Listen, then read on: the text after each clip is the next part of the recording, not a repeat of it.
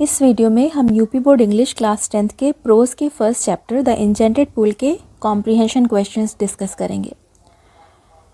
इस तरह के जो क्वेश्चंस पेपर में आते हैं उसमें एक पैराग्राफ दिया गया होता है इस तरह से, और उसके नीचे कुछ क्वेश्चंस दिए गए होते हैं।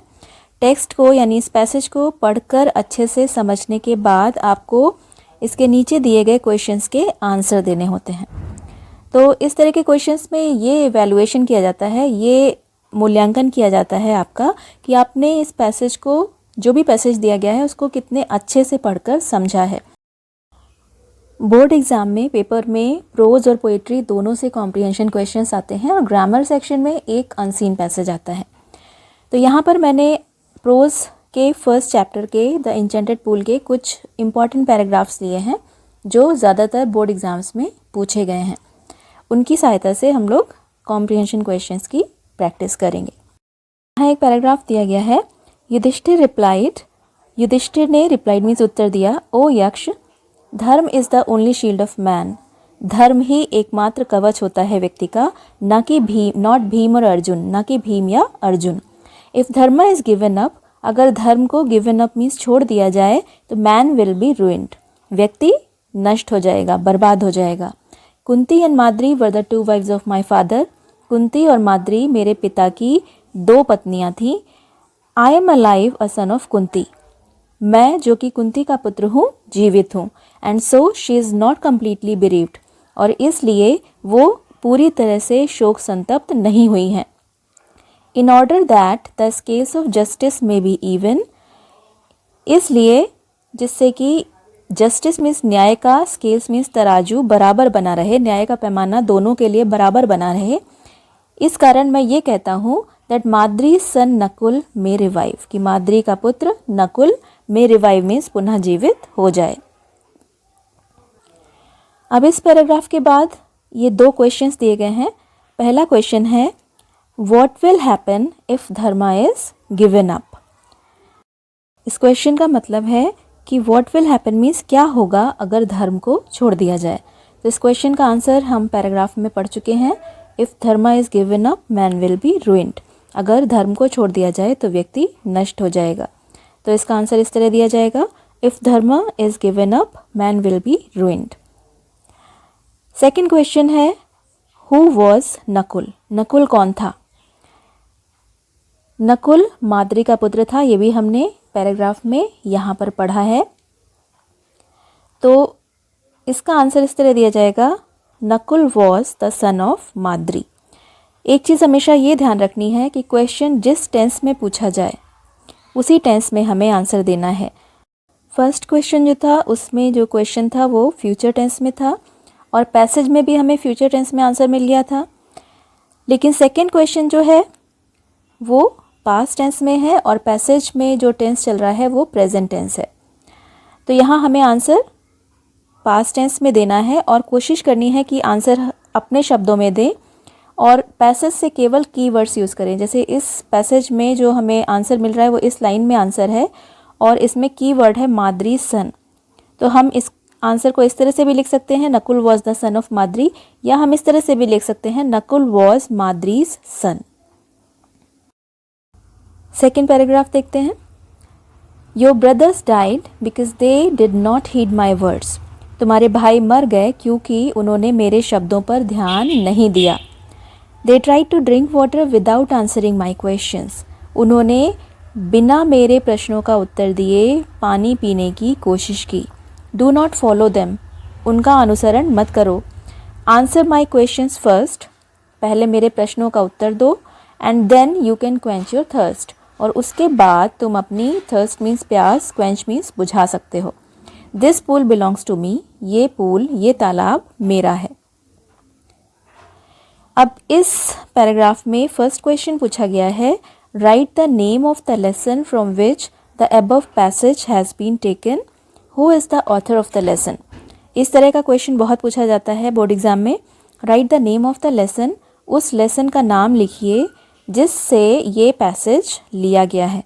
तो आपको पता है कि ये पैसेज आपके प्रोज के फर्स्ट चैप्टर से है जिसका टाइटल है, जिसका नाम है द एन्चेंटेड पूल। और इसी के आगे एक और क्वेश्चन पूछा गया है, who is the author of the lesson. Author means writer, इस लेसन के राइटर कौन है। तो आपने जब लेसन पढ़ा होगा तो आपने इसके राइटर का नाम भी पढ़ा होगा, C Rajagopalachari is the author of the lesson. तो इसका आंसर इस तरह से लिखा जाएगा, this passage has been taken from the lesson the enchanted pool and C Rajagopalachari is the author of this lesson. Second question पूछा गया है, who was the owner of the pool.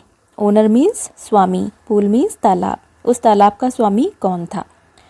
Y did the 4 brothers of Yudhishthira die. Why means क्यों, 4 brothers of Yudhishthir means Yudhishthir के चारों भाई, die means मर गए। युधिष्ठिर के चारों भाई क्यों मर गए थे। तो पहला क्वेश्चन इसमें जो पूछा गया है, who was the owner of the pool, आपने अभी पैसेज पढ़ा और आपको ये पता होगा कि इन्वर्टेड कॉमाज में जो बात लिखी रहती है वो डायरेक्ट स्पीच होती है, किसी की कही हुई बात होती है।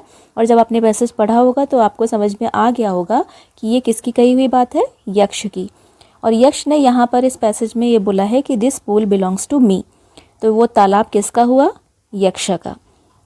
तो उसका आंसर लिखा जाएगा, Yaksha was the owner of the pool. Next question इसके आगे दिया गया है, why did the 4 brothers of Yudhishthira die. Yudhishthira के चारों भाई क्यों मर गए थे। तो आपने इसमें पैसेज में शुरू में ही ये पढ़ा था कि यक्ष ने ये कहा था, your brothers died because they did not heed my words and they tried to drink water without answering my questions. ये तुम्हारे चारों भाई मर गए क्योंकि उन्होंने मेरी बात पर ध्यान नहीं दिया और उन्होंने बिना मेरे प्रश्नों का उत्तर दिए पानी पीने की कोशिश की। तो यहाँ पर आंसर हम किस तरह लिखेंगे, the 4 brothers of Yudhishthira died because they did not heed the words of Yaksha and tried to drink water without answering his questions. एक चीज़ और ध्यान रखनी है कि जो डायरेक्ट स्पीच है, अगर हम आंसर लिखेंगे तो उसको इनडायरेक्ट में चेंज करते हैं, और इनडायरेक्ट में जब हम चेंज करते हैं तो उस समय जो प्रोनाउंस होते हैं वो चेंज हो जाते हैं। तो माई की जगह यहाँ पर क्या हो जाएगा, हिज। पैसेज में फर्स्ट लाइन में जो माई आया है उसकी जगह हमने द वर्ड्स ऑफ यक्षा ये यूज़ किया है, जिससे क्लियर हो जाए कि वो किसके वर्ड्स थे। इसकी जगह हम हिज भी यूज़ कर सकते हैं। नेक्स्ट पैराग्राफ देखते हैं, the Yaksha was most pleased with Yudhishthira's impartiality. Yaksha Yudhishthira की इम्पार्शियलिटी मतलब निष्पक्षता से बहुत प्लीज्ड मीन्स प्रसन्न हुए, एंड ग्रांटेड और वरदान दिया that all his brothers would come back to life, कि उनके सारे भाई come back to life means पुनः जीवित हो जाएं। It was Yama the lord of death, वो यम थे, यक्ष जो थे वो यम थे जो कि मृत्यु के देवता थे। Who had taken the form of यक्ष, जिन्होंने यक्ष की फॉर्म ले ली थी, यक्ष का स्वरूप ले लिया था, so that he might see Yudhishthir and test him, जिससे कि वो युधिष्ठिर को देख सकें, उनसे मिल सकें और उनकी टेस्ट मीन्स परीक्षा ले सकें। ही एम्ब्रेस्ड युधिष्ठिर, उन्होंने युधिष्ठिर को गले लगा लिया, एंड ब्लेस्ड हिम, उनको आशीर्वाद दिया। देन ही डिसअपियर्ड, और उसके बाद वो अदृश्य हो गए। अब यहाँ पर फर्स्ट क्वेश्चन जो पूछा गया है वो है, हु वाज यक्षा, यक्ष कौन थे, and why had he taken the form of Yaksha, और उन्होंने यक्ष का स्वरूप क्यों ले लिया था। तो पैसेज अभी आपने पढ़ा तो आपने समझ लिया होगा कि यहाँ पर आंसर है इसका, इस लाइन में, इट वाज यमा, यानी यक्ष वाज यमा द लॉर्ड ऑफ डेथ। और दूसरा क्वेश्चन पूछा गया है, why had he taken the form of Yaksha, उन्होंने यक्ष का स्वरूप क्यों ले लिया था। तो इसका आंसर भी यहाँ दिया गया है, he had taken the form of Yaksha so that he might see Yudhishthir and test him. तो इसका आंसर इस तरह से लिखा जाएगा, Yaksha was Yama the lord of death. फिर सेकेंड क्वेश्चन का आंसर आएगा, यहाँ पर फुल स्टॉप लग जाएगा। सेकेंड क्वेश्चन का आंसर आएगा, he had taken the form of Yaksha so that he might see Yudhishthir and test him. Question से हमने यहाँ से ले लिया, ही से आंसर स्टार्ट होगा, ही के बाद हेल्पिंग वर्ब आ जाएगी, फिर मेन वर्ब आएगी, क्वेश्चन वर्ड हटा दिया जाता है आंसर से। तो he had taken the form of Yaksha, फिर यहाँ से ये आंसर जुड़ जाएगा, so that he might see Yudhishthir and test him. Next question पूछा गया है, what quality of Yudhishthir pleased the Yaksha most. Yudhishthir की किस विशेषता ने यक्ष को बहुत अधिक प्रसन्न कर दिया, and how did he reward him for that, और इसके लिए उन्होंने उनको कैसे पुरस्कृत किया, क्या पुरस्कार दिया। तो अभी आपने पैसेज पढ़ा कि युधिष्ठिर की किस क्वालिटी ने यक्ष को बहुत प्रसन्न कर दिया था। फर्स्ट लाइन में आंसर है the Yaksha was most pleased with Yudhishthira's impartiality. ये जो उनकी क्वालिटी थी उसने युधिष्ठिर को बहुत प्रसन्न कर दिया था। और दूसरा क्वेश्चन पूछा गया है कि how did he reward him for that. यक्ष ने उनको इसके लिए किस तरह से पुरस्कृत किया, क्या पुरस्कार दिया। तो उन्होंने ये वरदान दिया था that all his brothers would come back to life. तो इसका आंसर इस तरह लिखा जाएगा the Yaksha was most pleased with Yudhishthira's impartiality. और फिर नेक्स्ट क्वेश्चन का आंसर आ जाएगा and he granted that all his brothers would come back to life. Comprehension questions करते समय अगर आप कुछ बातों का ध्यान रखेंगे तो आपको इसमें फुल मार्क्स मिल सकते हैं। सबसे पहली बात ये कि पैसेज को केयरफुली पढ़कर समझने के बाद आप क्वेश्चंस को भी अच्छे से पढ़कर समझ लें और पैसेज में जहाँ पर आपको उन क्वेश्चंस के आंसर मिल रहे हैं वहाँ पर हल्के से पेंसिल से मार्क कर लें। दूसरी बात ये आपको ध्यान रखनी है कि जो क्वेश्चंस पूछे जाते हैं वो क्रोनोलॉजिकल ऑर्डर में होते हैं, मतलब पहले वाले क्वेश्चन का आंसर आपको पैसेज में पहले मिलेगा और दूसरे वाले क्वेश्चन का आंसर उस पहले वाले के बाद में मिलेगा। इसी तरह से अगर और भी क्वेश्चंस पूछे गए हैं तो वो एक के बाद एक क्रोनोलॉजिकल ऑर्डर में होंगे, पैसेज में आपको मिलेंगे। इसके अलावा आपको ये भी ध्यान रखना है कि क्वेश्चन जिस टेंस में पूछा गया है आंसर आपको उसी टेंस में देना है और कोशिश ये करनी है कि अपने शब्दों में आंसर दें। पैसेज से पूरी लाइन या पूरा पैराग्राफ उतारने के बजाय आप अपने शब्दों में आंसर दें। कीवर्ड्स आप पैसेज से यूज़ कर सकते हैं।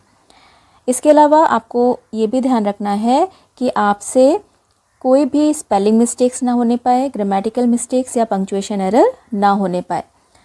और लास्ट में अपने आंसर्स को एक बार क्रॉस चेक ज़रूर करें।